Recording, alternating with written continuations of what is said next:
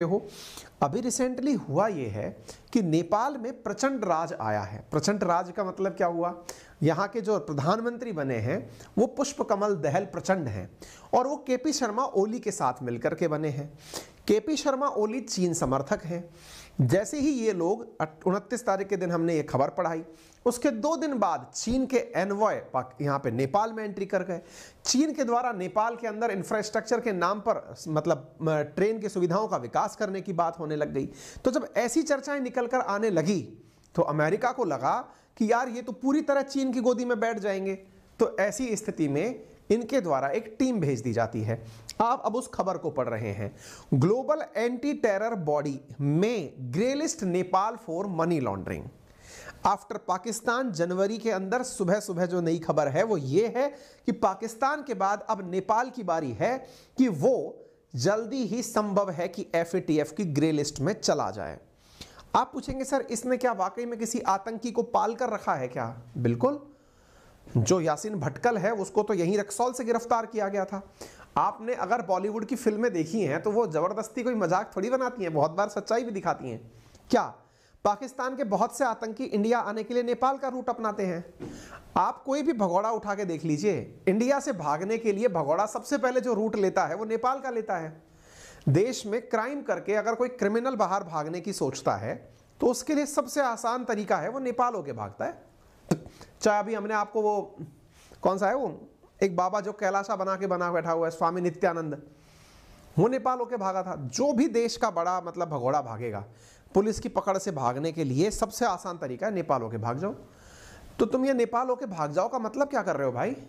उस भगोड़े का तुमको पता तो चल जाता है क्योंकि तुम्हारे एयरपोर्ट से उड़ के भागेगा कोई, तुम समुद्र के किनारे तो रहते नहीं हो। तुम्हारे एयरपोर्ट से भाग क्यों रहा है? क्योंकि तुमने पैसे लेकर के सबको टिकट दिलाने का काम कर रखा है। इसका मतलब तुम टेरर का फाइनेंस कर रहे हो, आतंक को पैसे के साथ तोल रहे हो। यही तो इंडिया में अगर कोई भी काम होना होता है तो वो नेपाल के रास्ते होता है। पाकिस्तान आजकल नेपाल के थ्रू सारे काम करता है क्योंकि पोरस बॉर्डर है। नेपाल से इंडिया के अंदर बहुत इजीली लोगों का आवागमन है, बहुत स्मूथली आ जा सकते हैं। और ऐसी स्थिति में ये सबको पता है कि तुम क्या कर रहे हो। तो इसका जो है ना वो एनालिसिस FATF करने पहुंच गया और FATF ने करने के बाद में ये पाया, अब ये बात बोल तो नहीं सकते कि तुम बेटा चीन के प्रभाव में हो इसलिए तुम्हें नापने आए हैं। तो यहां पर ये बात बोलते हुए कि तुम्हारे कानूनों का हमने विश्लेषण किया और इस आधार पर FATF की एशिया प्रशांत क्षेत्रीय जो टीम है उसने ये पाया कि तुम्हारे 15 कानून बड़े ही लचीले हैं और उन लचीले कानूनों को देखते हुए समझ में आता है कि मनी लॉन्ड्रिंग और टेरर फाइनेंसिंग जैसी चीजें तुम्हारे द्वारा की जा रही हैं, जिनका उपयोग तुम ऑपरेशंस में, प्रोपेगेंडा और रिक्रूटमेंट में, ट्रेनिंग में, सैलरीज में और सोशल सर्विसेज में आतंक को बढ़ावा देने के लिए कर सकते हो। ऐसी स्थिति में संभव है तुम्हें उठा करके इस लिस्ट के अंदर डाल दिया जाए। अब सवाल बनता है क्या कोई देश वर्तमान में ब्लैक लिस्ट या ग्रे लिस्ट में है क्या? आइए बताते हैं। वर्तमान में ब्लैक लिस्ट के अंदर 3 देश हैं। एक है नॉर्थ कोरिया, ईरान और म्यांमार। ये तीनों देश अब दुनिया के किसी भी अन्य देश से कर्जा नहीं ले सकते। यानी कि कोई और देश जैसे चीन या रशिया दे दे तो बात अलग है, कोई बड़ी एजेंसी इन्हें कर्जा देने से पहले सोचती है। ग्रे लिस्ट के अंदर कोटेड रूप से यह कह के दिया जाता है कि भाई यात्री अपने सामान की सुरक्षा खुद करें। अर्थात अगर बाकी बचे और देश जो कि 23 देश हैं उनको अगर कोई कर्ज देने वाला है तो वो खुद से तय कर ले कि हाँ भाई मैं कर्ज तो दे रहा हूं लेकिन वापस मिलेगा या नहीं मिलेगा। हाल ही में पाकिस्तान यहां से बाहर आ चुका है। FATF के अंदर 39 मेंबर्स हैं, उनमें इंडिया भी शामिल है। ठीक है, इसके ऑब्जर्वर नेशंस भी हैं।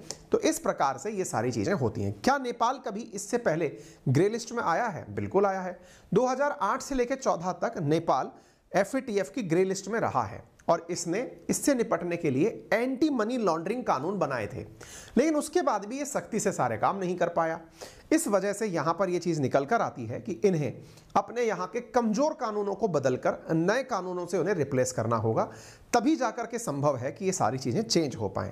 तभी तो काठमांडू पोस्ट में खबर छपती है कि यहां की जो नेपाल राष्ट्र बैंक है, जैसे अपने यहां पर RBI है, उसने